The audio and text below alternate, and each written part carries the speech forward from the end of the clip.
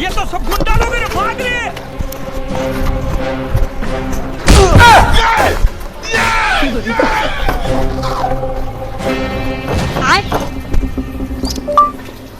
Hello Google, বাইকের handle কিভাবে ভাঙবো স্টেপ বাই স্টেপ বলো।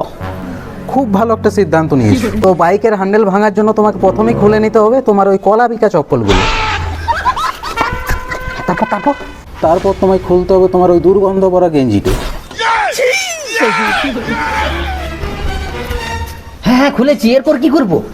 এরপর তোমার ওই গন্ডারি চামড়া বেল্টিটা খুলে বাইকের উপর রাখতে হবে। अच्छा ठीक है, समझ गया।